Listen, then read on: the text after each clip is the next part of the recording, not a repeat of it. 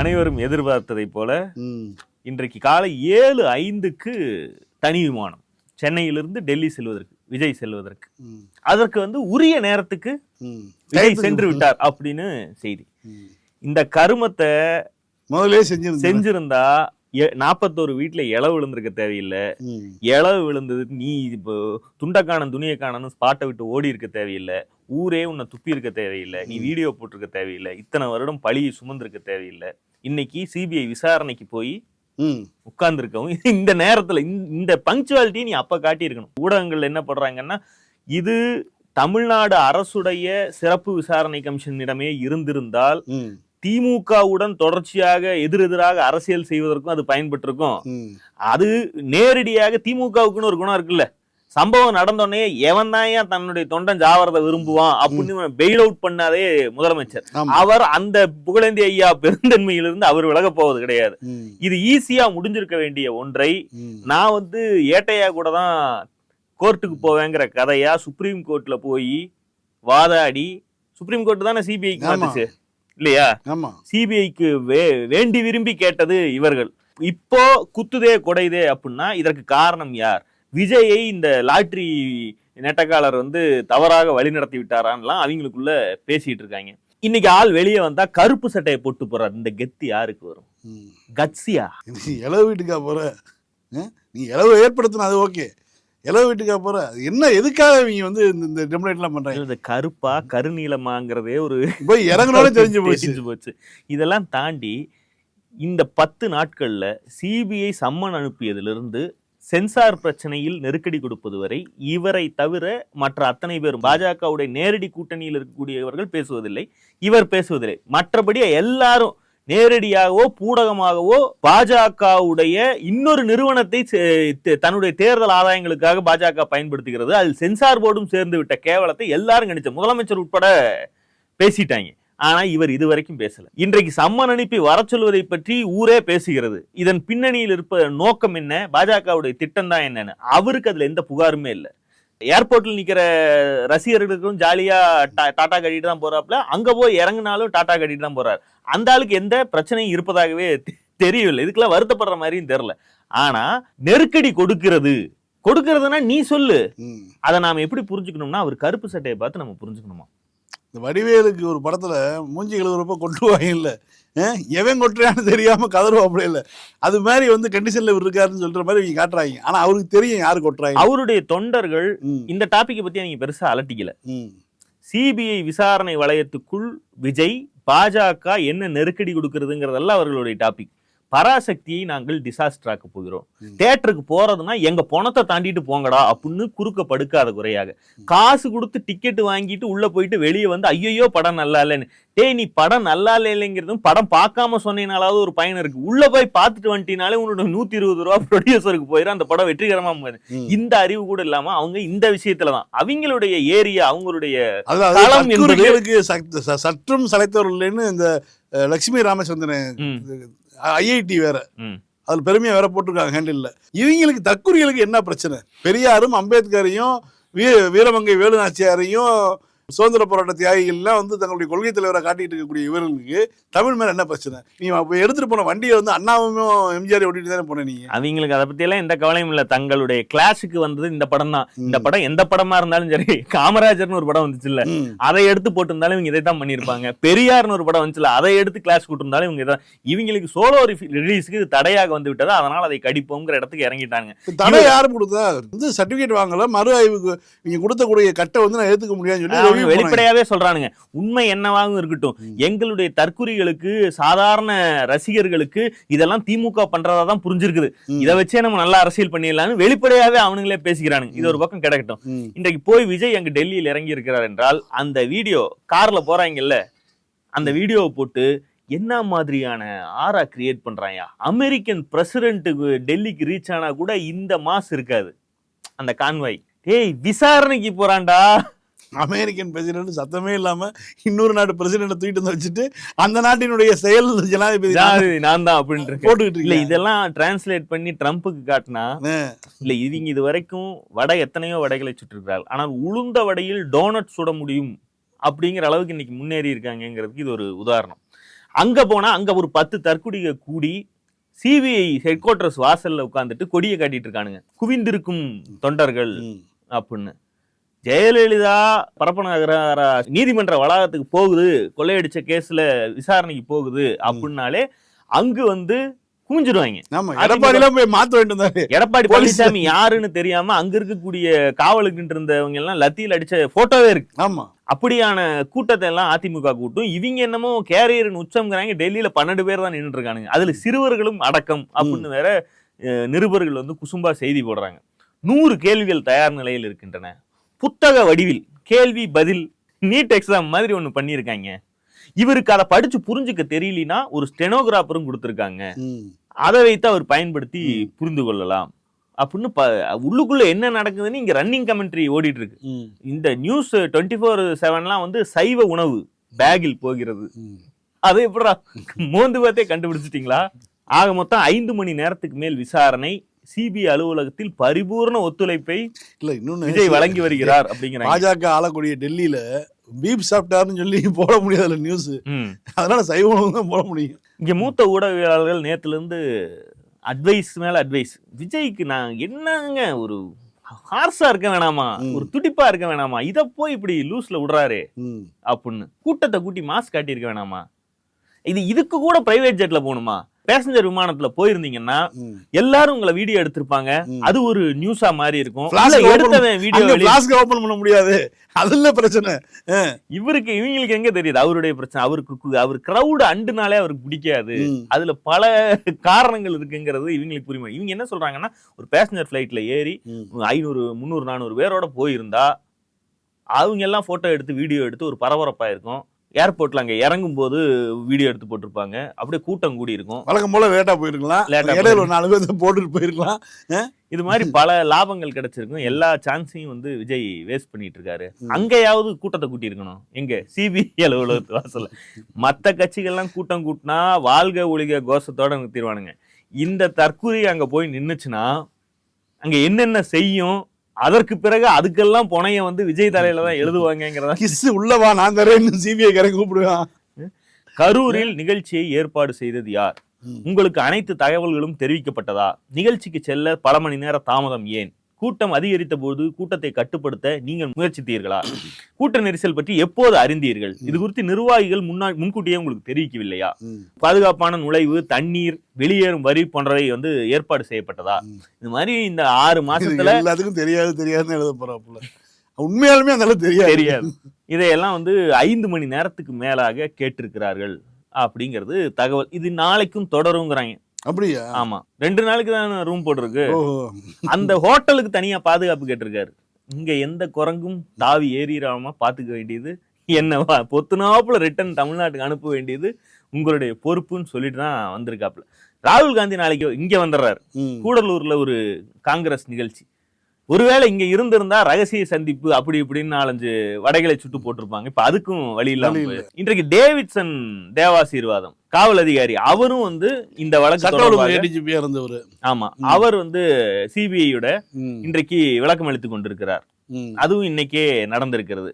விஜயிடம் நடைபெறக்கூடிய விசாரணை வீடியோ பதிவு செய்யப்படவில்லை, ஒப்புதல் கையெழுத்து பெறப்படுகிறது அப்படின்னு தந்தி டிவிக்காரன் போட்டிருக்கான். எந்த விசாரணையில நீங்க முடிச்சதுக்கு பிறகு சாதாரண போலீஸ் விசாரணையில இருக்கு ஒப்புதல் கையெழுத்து இல்லாம வாங்கிட்டுடுவாங்க. இவங்க என்னத்தை வேணாலும் போடலாம்.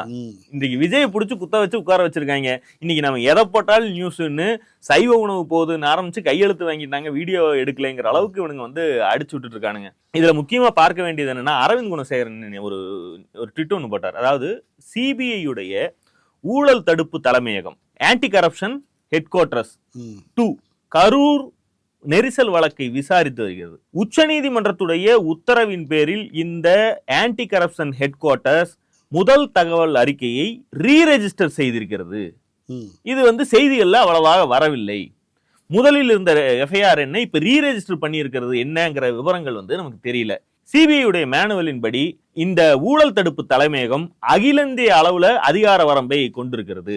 புதுடெல்லியில் அந்த அலுவலகம் அமைந்திருப்பதால் விசாரணை அதிகாரி விஜய் மற்றும் பிறரை தன்னுடைய அலுவலகத்துக்கு வர வைத்துக் கொண்டிருக்கிறார். இருப்பினும் விசாரணை புதுடெல்லியில் உள்ள சிபிஐ தலைமையகத்தில் நடத்தப்பட்டாலும் வழக்கை விசாரிக்கும் அதிகார வரம்பு கேஸுக்கான ஜூரிஸ்டிக்ஷன் என்பது கரூர் நீதிமன்றம் தான்.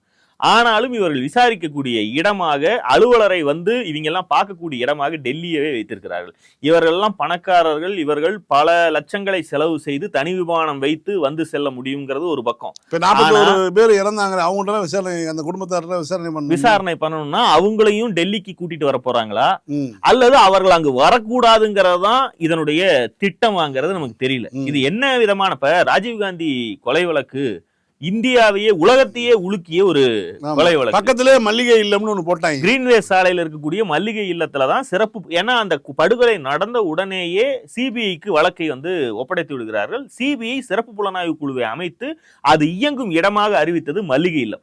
மல்லிகை இல்லத்தில் தான் இந்த கொலை தொடர்பாக பல நூறு சாட்சிகளை வரவழைத்து நேரில் விசாரித்து பதிவு செய்து குற்றப்பத்திரிகையை அன்றைக்கு தாக்கல் செய்தார். குற்றப்பத்திரிகை தாக்கல் செய்த பிறகு கூட சிபிஐ சிறப்பு புலனாய்வு அலுவலகம் வந்து சாஸ்திரி பவனுக்கு தான் மாறி. அதுக்கப்புறம் இதுல கிரிமினல் கான்ஸ்பிரசி எல்லாம் இருக்குன்னு பேசப்பட்டதுக்கு பிறகு பல கமிஷன்கள் போடப்பட்டன, அதெல்லாம் டெல்லியில இருந்து இயங்குதுன்னு வைங்க. அடிப்படையில் சிபிஐ அந்த வழக்கை விசாரித்ததே சம்பந்தப்பட்ட, ஏன்னா அது ஒரு சிம்பிளான லாஜிக். இங்க விசாரிக்கணும்னா, இங்குள்ள மனிதர்களை விசாரிக்கணும்னா, இங்க அந்த ஸ்ரீபெரும்புதூர் நிகழ்ச்சிக்கு செல்ல வாய்ப்பு இருந்த அத்தனை போட்டோகிராஃபர், பத்திரிகை நிருபர்கள் அத்தனை பேரையும் வர வைத்து விசாரிக்கணும்னா அது சென்னையில் நடந்தாதான் எளிமையா இருக்கும். ஒருவேளை கொலை மதுரை பக்கம் நடந்துருச்சுன்னா மதுரையில தான் வச்சிருக்க முடியும். அதுல ஒன்னும் பெரிய விஷயம் இல்லை. ஆனா இவர்கள் புதுடெல்லியில் வைத்து இதை நடத்துகிறார்கள் என்றால், கரூர் நெரிசல் மரணங்கள் தொடர்பாக சாட்சியம் அளிக்கக்கூடிய பொதுமக்கள், பாதிக்கப்பட்டவர்கள் தரப்பு எப்போது தங்களுடைய வெர்ஷனை இந்த சிபிஐயிடம் சொல்ல போகிறது? அவர்கள் எல்லாம் ஊர்ல இருக்க டீம் கிட்டயே சொல்றாங்கன்னா இவங்க ஏன் ஊர்ல இருக்க டீம் கிட்ட சொல்ல முடியாது? இவங்க மட்டும் என்ன புது மொழி எதுலயாவது பேச போறாங்களா? அவங்களை அங்கேயே விசாரிக்கிறீங்கன்னு சொல்றீங்கன்னா, விஜயும் இந்த நிர்மல்குமார் உள்ளிட்ட லாட்ரி இவர்கள் போன்றவர்கள் வந்து ஏன் சென்னையிலேயே இருந்து அதே அலுவலகத்தில், கரூர்ல ஒரு டீம் ஆபீஸ் போட்டிருக்குல்ல, போட்டிருக்காங்கல்ல, அப்ப அங்கதான் இவங்களை போக சொல்லணும். சம்மன் அனுப்புனா கூட கரூருக்கு தானே வர சொல்லணும். இவருக்கு கடைசி வரைக்கும் கரூருக்கு போறதுக்கு விஜய்க்கு விருப்பம் இல்ல போல இருக்கு. இவருடைய சௌகரியத்துக்காக அங்க போனா எனக்கு வந்து பேட் வைப் ஆகுது, ராசி இல்லைன்னு ஃபீல் பண்ணி நான் வேணா டெல்லிக்கே வரட்டுமான்னு இவராக கேட்டு வாங்கியிருக்காரா என்னங்கிறதும் நமக்கு தெரியல. பொதுவாக கரூர் கூட்ட நெரிசல் போன்ற சிறப்பு குற்ற வழக்குகளை சிபிஐ உடைய சிறப்பு குற்ற பிரிவுகள் தான் விசாரிக்கும். சிபிஐ உடைய ஊழல் தடுப்பு பிரிவுகள் பொதுவான வழக்குகளை தான், பண ரீதியான மோசடி ஊழல் நடந்திருக்கக்கூடிய வழக்குகளை தான் விசாரிக்கும். இந்த நெரிசல் மரண வழக்கை எதற்காக ஊழல் தடுப்பு பிரிவு விசாரிக்கிறது என்பது நமக்கு வந்து இப்ப வரைக்கும் புரிய மாட்டேங்குது. இதுல ஊழல் என்ன நடந்திருக்கு? ஊழல் தடுப்பு பிரிவிடம் இதை ஏன் கொடுத்திருக்காங்க? சிபிஐ இயக்குநரகம்ங்கிறதே புரியுது. ஆனா அது சிபிஐ இயக்குநருடைய முடிவு தான். யாரிடம் இந்த ஒரு வழக்கை ஒதுக்குவதுங்கிறது அவருடைய தனிப்பட்ட உரிமை சார்ந்தது. ஆனால் இது மட்டும் இப்படி நடப்பது என்பதை இது சாதாரணமா பார்க்க முடியுமா? அல்லது டெல்லிக்கு வரவழைப்பதற்காகவே இப்படி ஒரு திட்டத்தில் பாஜக ஈடுபடுகிறதா என்பது வந்து பார்வையாளர்களுடைய கவனத்துக்கே ஊற்ற வேண்டியதுதான். இதைத்தான் வந்து அரவிந்த் குணசேகரன் சொல்கிறார். சோ இன்றைய 5 மணி நேர ஒத்துழைப்பு முடிந்து நாளைக்கும் இருக்குன்னு சொல்றாங்க. நாளைக்கும் பேசி பார்த்து முடிச்சுட்டு வெளியே வந்த பிறகாவது விஜயாக வாயை திறந்து இந்த மாதிரி வந்தேன், இந்த மாதிரி கேட்டாங்க, எல்லாம் நல்லபடியா தான் முடிஞ்சதுன்னு சொல்றாரா? அல்லது எதற்காக வரவழைத்தார்களோ அந்த நோக்கமெல்லாம், ஏன்னா இவங்க இதை நடந்து கொண்டிருக்கக்கூடிய நேரத்திலேயே சுப்ரீம் கோர்ட்ல இந்த ஜனநாயகன் சென்சாருக்கான வழக்கும் நாளைக்கு வருவதற்கு பட்டியலிடப்படுவதாக சொல்றாங்க. இன்னொன்று, எடப்பாடி பழனிசாமி இங்கிருந்து கொண்டு ஒரு புதிய கட்சி 2 to 3 நாளுக்குள்ள நம்ம பக்கம் வந்துரும் அப்படிங்கிறார். ட்ரில் பண்ணிக்கிட்டு இருக்கோம், அவன் ஒத்துக்காம எங்க போக போறாங்கிற மாதிரி, இங்க ராஜா தேசிங்க குதிரையாலதான் போவையா அப்படின்னு இவர் இங்கிருந்து சொல்றாரு.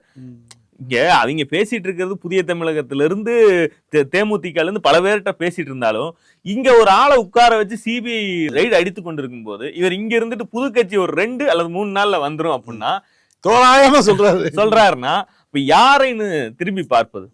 அண்ணாமலையும் அதான் சொல்றாரு. இது சைவ பிரியாணியும் அசைவ பிரியாணியும் சேர்த்து வச்ச மாதிரி இருக்கும் விஜய் எங்க கூட்டணிக்குள்ள கொண்டு வந்தா.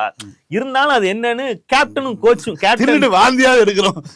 கேப்டன் வந்து எடப்பாடி, கோச் வந்து அமித்ஷா, அவங்க 2 பேரும் முடிவு எடுப்பாங்க அப்படின்னு இவர்கள் வந்து ஏசியமா சொல்லிட்டு இருக்காங்களே தவிர இதோட முடிவு யாரும் விஜய் எடுக்க முடியாதுங்கிறத அவங்களுக்கு தெளிவா தெரியுது. விஜய் உள்ள கொண்டு வரதா இல்லையாங்கிறத அமித்ஷாவும் எடப்பாடியும் எடுப்பாங்களாம், விஜய் எடுக்க முடியாது. ஏன்னா அவரை அப்படி உட்கார வச்சிருக்கோம், முடிவு எடுக்கிற உரிமையெல்லாம் உனக்கு கிடையாதுங்கிற ரேஞ்சில் தான் அவரை டீல் பண்ணிட்டு இருக்காங்க. இல்லை, இத்தனைக்கும் அவர் வந்து பாத்தீங்கன்னா முதலமைச்சர் வேட்பாளர், நான் வந்து கூட்டணி ஆட்சி தரேன், கூட்டு ஆட்சியிலும் பங்கு, அதிகாரத்திலும் பங்கு. இந்த பர்ஃபார்மன்ஸ் எல்லாம் வந்து காங்கிரஸ்க்காக தான் போட்டு இருக்காது. இப்ப காங்கிரஸ் வந்து இப்ப பராசக்தியில ட்ரிகர் ஆயிருக்கு. பராசக்தி படத்தை பார்த்தீர்களா? இது இந்த சாணக்கியாவில் போடப்படுகிற செய்தி உண்மையா? பக்தவச்சலம் இப்படி எல்லாம் செய்ததா காமிச்சிருக்காங்களாமே, இந்திரா காந்தி அப்படி காமிச்சிருக்காங்களாமே, நேரு இப்படி காமிச்சிருக்காங்க. இவங்களுடைய பிரச்சனை என்ன? அதாவது இந்த படத்தை பொறுத்த வரைக்கும் நேரு என்கிறவர் தமிழ்நாட்டு மக்களுடைய உணர்வுகளை, அன்றைக்கு திராவிட இயக்கம் இந்திய எதிர்ப்பை எதிர்த்து செய்த போராட்டங்களுடைய நோக்கத்தை புரிந்து கொண்டு மதித்து அதற்கு ஒரு வாக்குறுதி கொடுத்தார் அப்படிங்கிறது இந்த படத்தை பதிவு செய்யப்பட்டிருக்கு. உங்க அப்பா கொடுத்த வாக்குறுதியை நீங்கள் காப்பாற்றி தர வேண்டும்னு நாயகன் இந்திரா காந்தியிடமே சொல்லுவதாக பதிவு செய்யப்பட்டிருக்கு. இந்திரா காந்தியும் படத்துடைய கிளைமேக்ஸ் வரைக்கும் அந்த தமிழ்நாடு மட்டுமில்லாமல் எல்லா மாநிலங்களிலிருந்தும் மாநில மொழிகளை காப்பதற்காக கையெழுத்து இயக்கம் நடத்தி அந்த கையெழுத்துக்களை கண்ணில் பார்ப்பது போன்ற ஒரு குறைந்தபட்ச நேர்மை கொண்ட, அதற்காக காத்திருந்து பார்த்துவிட்டு செல்வது போன்ற காட்சி அமைப்புகளை வைத்திருக்கிறார். நேருவை பற்றி புகாரே இல்லை. இந்திரா காந்தியும் இந்த அளவுக்கு, அதுவுமே கூட ஒரு தனிப்பட்ட ஒரு அதிகாரி வன்மத்தோட செயல்பட்டனாலதான் இப்படி ஒரு மேஸ்கர் நடந்துருச்சு. அப்படிங்கிற அரச பயங்கரவாதம் அல்ல அப்படிங்கிறது இந்த படத்துல சொல்லியிருக்காங்க. ஆனா நடந்தது அரச பயங்கரவாதம். ஆனா இது இந்த படத்துல வந்து சென்சார் போர்டு சர்டிபிகேட்லாம் வாங்க வேண்டிய கோராம இருக்கனால இது வந்து ஒரு அரச பயங்கரவாதம் இல்லை, ஒரு தனிப்பட்ட அதிகாரி தன்னுடைய வன்மத்தை தீர்த்துக் கொள்வதற்காக ஒட்டுமொத்த தமிழர்களையும், அதாவது இந்தி பேசாத மற்ற மொழி மக்களையும் பழிவாங்கினாரு அப்படிங்கிற மாதிரியான ஒரு கதையை கொண்டு போயிருக்காங்க. இதற்கே இவங்க யாருக்குமே தமிழ்நாட்டில் இருக்கக்கூடிய காங்கிரஸ்காரர்களுக்கு இந்த மாதிரி நேரு நல்ல விதமா காட்டுறாங்களே, இந்திரா காந்தியை குறைந்தபட்ச நேர்மையுடைய அரசியல்வாதியா பதிவு செய்கிறார்களேங்கிற அவங்களுக்கு தோணல. அவர்களால் நேரடியாக இந்த படத்தில் தங்களை எந்த கதாபாத்திரத்தோடு பொருத்தி கொள்ள முடிகிறது என்றால், பக்தவச்சலம் நடிச்சிருக்கு அப்படி இல்ல, அந்த கேரக்டரோட தான் இவங்களால தங்களை பொருத்தி பார்த்துக்க முடியும். அதனாலதான் இவங்க ட்ரிகர் ஆகுறாங்க. ஏன்னா இவர்களை போலவே சிந்தித்தது அந்த கதாபாத்திரம் தான். அந்த கதாபாத்திரம் என்ன உணர்தோ அதைத்தான் இவர்களும் உணர்கிறார். இந்த படத்தில் காங்கிரசுடைய அகில இந்திய தலைவர்களாக இருந்த இந்திரா காந்தி, நேரு போன்றவர்களோடு அவர்கள் தமிழ்நாட்டு மக்களுடைய உணர்வுகளை மதித்தார்கள் காட்டப்பட்டிருக்குல்ல, அதனுடைய கிரெடிட்டை தாங்கள் எடுத்துக்கொள்வது இவங்களுக்கு நோக்கமே கிடையாது. இவர்கள் நேரடியாக பக்தவச்சலம் கத்திரைக்கும் வந்து ஹேண்டில் நேருவியன் போடக்கூடிய ஆட்கள் கூட இந்த வேலையை தான் பாக்குறாங்க. அதான் அதனாலதான் இவங்களுக்கு பராசக்தி நம்மளை நோக்கி ஏயப்படுகிறது, அது நம்மை குறிபார்த்து தாக்குகிறது. எனவே நாம வந்து திரும்ப இருக்குது. அதுதானே உண்மை. காங்கிரஸ்ல நேரு குடும்பம் மட்டும் நேரு காலத்திலிருந்து சரி இப்ப ராகுல் காந்தி வரைக்கும் அவர்கள் பேசக்கூடிய சோசியலிச அரசியல்ங்கிறது அவர்களுடைய தனிப்பட்ட கருத்துங்கிற ரேஞ்சில தான் இருக்கு. அதற்கு கீழே முழுக்க முழுக்க அத்தனை பேரும் அன்றிருந்து இன்று வரைக்கும் ஒரு ஃபியூடல் ரிமைன்ஸ் ஆகவே காலனிய நிலப்பிரபுத்துவ மனநிலையுடைய எச்சங்களாகத்தான் இருக்கிறார்கள்ங்கிறதுக்கு இதை விட பெரிய உதாரணம் என்ன வேணும்? இதுல நீங்க ட்ரிகர் ஆகிறதுக்கு ஒண்ணுமே இல்லையே. இன்னும் சொல்ல போனால் இவர்கள் வந்து காமராஜருக்கு ஏசி வச்சாங்களாங்கிறத ஒரு 2 மாசத்துக்கு முன்னாடி மிகப்பெரிய டாபிக் ஆத்தினாங்க. அதற்கு கூட காமராஜருக்கு பின்னால ஒரு மிகப்பெரிய எண்ணிக்கை பலம் உள்ள ஒரு சாதி இருக்கிறது, அதை வைத்து நீங்க வந்து காப்பாற்றிக் கொள்வதற்காக நீங்க உருள்றீங்கன்னா புண்ணுங்க.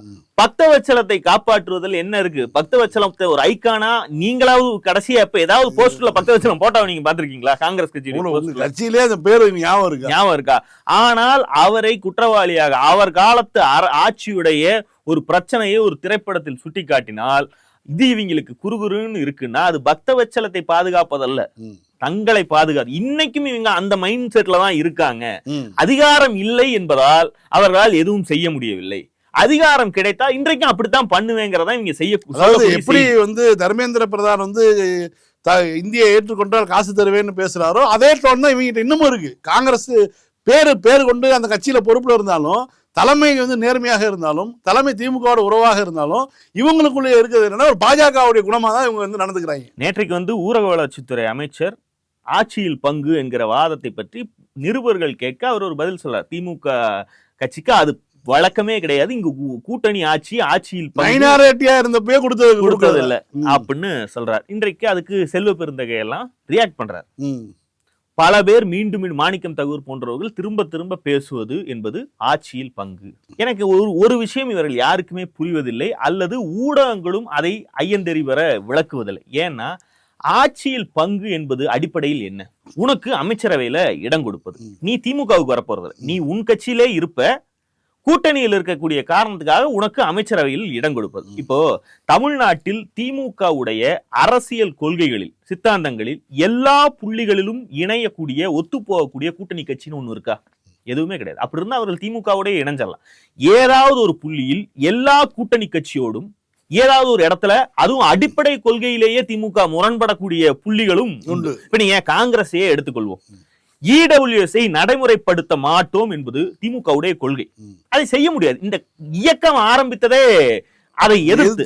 அது இடஒதுக்கீடு என்கிற வரலாற்று உரிமையை நீர்த்து போக வைக்கக்கூடிய ஃப்ராடுத்தனம் அப்படின்னு திமுக பார்க்குது. அது ஒரு கொள்கை முடிவு. தமிழ்நாட்டை அதில் அமல்படுத்த விடமாட்டோம்னு திமுக தன்னுடைய ஆட்சியாக இருந்தால் அது அப்படித்தான் செய்யும். இப்போ காங்கிரசும் கம்யூனிஸ்டுகளும் அமைச்சரவையில் இருக்கிறார்கள். கம்யூனிஸ்டுகள் தெளிவா அதுல ஒரு முடிவு எடுத்துறாங்க. நாங்க இன்னொரு கட்சியுடைய ஆட்சியில் பங்கேற்பது என்பது எங்கள் கொள்கையே கிடையாது. அப்படி நாங்க பண்ண மாட்டோம். ஒன்று, முழுமையான இடதுசாரி அரசை கேரளாவை போல, வெஸ்ட் பெங்கால் இருந்ததை போல அமைப்போம். ஒன்றியத்திலும் அப்படி வாய்ப்பு இருந்தால் அமைப்போம். ஒன்றியத்தில் நாங்கள் கூட்டணியில் இருக்கக்கூடிய இந்தியா கூட்டணியை ஆட்சி அமைத்தாலும் அதனுடைய அரசாங்கத்தில் நாங்கள் பங்கு பெற மாட்டோம். அது வரலாறு நெடுக அவங்க அப்படிதான் இருந்திருக்காங்க. அதுல அவங்க ஒரு ஸ்டாண்ட் எடுத்துறாங்க. அது லாஜிக்கலான ஸ்டாண்ட். இதனுடைய மறுபக்கம் தான் திமுக உடையது. நீங்க இவங்களை எல்லாம் கூட வச்சுட்டு இப்ப காங்கிரஸ் நீங்க கூட்டணி அரசாங்கத்தில் சேர்த்து 2 அமைச்சரவை கொடுக்குறீங்கன்னு வச்சுக்க. அந்த 2ல ஒரு துறை இருக்கு. அந்த துறையுடைய வேலை வாய்ப்பு சம்பந்தப்பட்ட ஏதாவது ஒரு விஷயத்தில் இடபிள்யூஎஸ்ஐ நீங்கள் அமல்படுத்துகிறீர்கள் என்று வந்தால் அது திமுக ஆட்சியா? நீங்கள் திமுக ஆட்சியிலேயே ஒரு சில துறைகளில் எங்கள் கொள்கைக்கு நேர் எதிரான சில வேலைகளை செய்வீர்கள், எங்களால் தடுக்க முடியாது என்றால் அப்படியாப்பட்ட ஆட்சியே தேவையில்லைங்கிறதா மாநிலத்தில் சுயாட்சிங்கிறத திமுக. கூடுதலா ஒரே ஒரு விஷயம் என்னன்னா, இந்தியா என்கிறது ஒரு நாடுகள்ல பல்வேறு நாடுகளுடைய கூட்டமைப்பு. அப்படி ஒரு மாநிலம் ஒரு தனித்த அடையாளம் கொண்ட ஒரு மொழி, அதுக்கு ஒரு தமிழ், ஒரு தேசிய இன மக்கள் கொண்ட ஒரு மாநிலமாக தமிழ்நாடு இருக்கு. அந்த மாநிலத்தினுடைய இந்தியாவினுடைய அங்கம், ஒன்றியம். அதனாலதான் திமுக என்ன சொல்லுதுன்னா, மாநிலத்துல சுயாட்சி, மத்தியில் கூட்டாட்சி, எல்லா மாநிலங்களுடைய கூட்ட ஆட்சியாக ஒன்றிய அரசு இருக்க வேண்டும். மாநிலத்தில் அந்தந்த மாநிலங்களை ரெஃபர் பண்ணக்கூடிய மாநில கட்சியில் ஆட்சி பண்ணணும். பெடரலிசத்தை பற்றிய மிக சின்ன புரிதல் கூட இல்லாமல் தான் தொடர்ச்சியாக ஆட்சியில் பங்கு என்று கேட்டு வருகிறார். ஆட்சியில் பங்கு கொடுப்பது என்பது ஏதோ உங்களுக்கு உரிமைப்பட்டதை தடுத்து வைத்திருப்பதாக பொருள் அல்ல. நீங்கள் எங்களுடைய கொள்கைக்கு முழுமையாக ஒத்து வர முடியுமா? இடபிள்யூஎஸ்ல ஒத்து வர முடியுமா? மொழிக் கொள்கையில ஒத்து வர முடியுமா? ஒத்து வர மாட்டீங்கல்ல. அப்படி இருக்க பட்சத்தில் உங்களுக்கு ஆட்சி அதிகாரத்தில் பங்கை கொடுத்தால், கொடுப்பதில்லை. ஆனால் கொடுப்பது நியாயம் என்ன இருக்கு? இல்ல 234 பிரிச்சு பாதி கொடுத்து காங்கிரசுக்கு 118 கொடுத்த 80லே கொடுக்க முடியாது, கொடுக்க இல்ல. சுயாட்சிங்கிற ஒப்பந்த அடிப்படையில தான் 118 சீட்டு கொடுத்தாரு கலைஞர். அன்றைக்கு தமிழ்நாட்டில் அண்ணாதான் ஆள வேண்டும் என்றால் இந்த அதிகார பகிர்வுக்கு திமுக என்றைக்குமே ஒத்துக்கொள்ளாது. ஜெயலலிதா உயிரோடு இருந்த வரைக்கும் அதிமுகவும் ஒத்துக்கொள்ளாது. இன்னைக்கு எடப்பாடி பழனிசாமி என்ன சொல்ல போறாருங்கிறது அது 2வது. ஆனால் ஒன்றியத்தில் பங்கு எப்போது திமுக கேட்கிறது? நாங்க இல்லாம நீ ஆட்சி அமைக்கவே முடியாதுங்கிற நிலைமை வந்தால், எங்கள் எண்ணிக்கை உனக்கு ஆட்சி அமைக்க கண்டிப்பாக தேவைன்னா அப்ப கொடு. இங்க என்ன வேலை? இங்க கொடுக்கிற மாதிரி இருந்தா அங்க அந்த ஆட்சி எங்களுக்கு தேவையில்லை. உன்னை உள்ள வச்சுட்டு நீ இடபிள்யூஎஸ் போன்ற மொழிக் கொள்கை போன்ற விவகாரத்தில் வேறு முடிவை எடுப்ப, நவோதயா பள்ளியை உள்ள விடுவ, இப்படி இதெல்லாம் நீ ஏத்துக்கிற. ஆமா, அதையெல்லாம் நீ கொள்கையா வச்சிருக்க. அப்ப நீ அதையெல்லாம் செய்வேன்னா அந்த பருப்பு இங்கு வேகாதுங்கிறதா ஆட்சியில் பங்கு தர முடியாதுங்கிறதுடைய பொருளே தவிர, ஆட்சியில் பங்கு தரமாட்டோம் என்பது இது எங்களோடது, நான் உங்களுக்கு கொடுக்க மாட்டேன்னு சொல்லுவதல்ல. ஏன் திமுக காரன் காங்கிரஸ் திரும்ப 2014 பிறகு ஏத்துக்கிட்டான்னா, இங்க ராகுல் காந்தி கல்வி பட்டியலை மாநிலத்துக்கு வழங்கும் சொல்லி உறுதி கொடுத்தாரு. ஒரு கல்லூரியில, மகளிர் கல்லூரி, ஆமா, ஸ்டெல்லா மேரிஸ்ல பேசும்போது கொடுத்தாரு. இதெல்லாம் பார்த்ததுக்கு பிறகுதான் 2014 பிறகு 2019 சொல்லி இவ்வளவு தூரம் உழைப்பை செலுத்தி வெற்றி பெற வச்சாங்க. அதற்கு பிறகு அந்த கூட்டணி தொடருது, எல்லாமே இருக்கு. இப்ப நீ புதுசா ஒரு இது கிளம்புனா உங்க உள்கட்சி பிரச்சனையை திமுக வைத்து தீர்த்து கொள்ளாதீங்க. உங்களுக்குள்ள செல்வ பிறந்தகைக்கும் உங்களுக்குமான பிரச்சனையை நீங்கள் திமுகவிடம் உரண்டை இழுத்து தீர்க்கக்கூடிய ஒரு வேலையில தான் இறங்கிருக்கீங்கிறது தெல்ல தெளிவா எங்களுக்கு தெரியும். நீயும் தனியா நின்னு 50 சீட்டை வின் பண்ணிட்டு கேளு, அப்பவும் திமுக கொடுக்காது. ஆனா எவன் கொடுக்கறானோ நீ அங்க போய் ஆட்சி அதிகாரம் பங்கு எல்லாத்தையுமே வாங்கிக்கலாம். திமுக ஆட்சி அதிகாரத்தில் பங்கல்ல, மாநிலத்தில் சுயாட்சி என்று சொல்லுவதற்கு சும்மா வாய் ரைமிங்கா இருப்பதற்காக சொல்லுவதல்ல. மத்தியில் கூட்டாட்சி மாநிலத்தில் சுயாட்சி என்பது ரைமிங்காக இருக்கிறது என்பதற்காக திமுக சொல்லிக் கொண்டிருப்பதல்ல. இந்திய பெடரல் சிஸ்டத்தில் மாநிலத்துடைய பங்கு இருக்க வேண்டும், அதனால் அந்த ஆட்சியில் எனக்கு பங்கு வேண்டும், மாநிலத்தில் மாநிலம் தான் நிர்ணயிக்க வேண்டும், தேசிய கட்சியுடைய கொள்கைகள் எதற்கும் இங்கு இடம் இல்லை. அப்படி இடம் வேண்டும் என்றால் தமிழ்நாட்டில் நீங்களே வந்து செல்வாக்கை உயர்த்தி ஆட்சியை புடிச்சு நீங்க புடிச்சதை செய்யுங்க. ஆனால் திராவிட கட்சி பிராந்திய கட்சிகள் இங்கு ஆண்டு கொண்டிருக்கும் வரைக்கும் அங்கு சுயாட்சி தான் தொடரும். அந்த சுயாட்சி என்பது அதிகாரத்தை முழுக்க திமுகவோ அதிமுகவோ வைத்துக் கொள்வது என்பது அல்ல. இங்க இருக்கக்கூடிய திராவிட கொள்கைகளுக்கு நீங்கள் பல புள்ளிகளில் ஒத்து வராமல் இருக்கிறீர்கள். அதை நீங்கள் செயல்படுத்தாமல் தடுப்பதற்கு இதை தவிர வேறு வழி இல்லை என்பதற்காக தடுப்பு போட்டு ஒரு அரணாக காப்பதுதான் வந்து மாநிலத்தின் சுயாட்சி. நீங்க அந்த லாஜிக்குள்ளேயே வராம எல்லாம் அவங்க கொடுக்குறாங்க, ஏமந்த் சோரன் கொடுக்குறாரு, அவரு கொடுக்குறாரு, இந்த கவுண்டமணி சொல்ல எங்கிட்டையும் சைக்கிள் இல்லாதப்போ நானும் தர்றாங்கிற மாதிரிதான் இதுக்கு பதில் சொல்லணும். மீண்டும் சந்திப்போம். லைக் பண்ணுங்க, ஷேர் பண்ணுங்க, சப்ஸ்கிரைப் பண்ணுங்க, கமெண்ட் பண்ணுங்க. பை. பாலிடிக்ஸ் பேசுறோம். பாலிடிக்ஸ்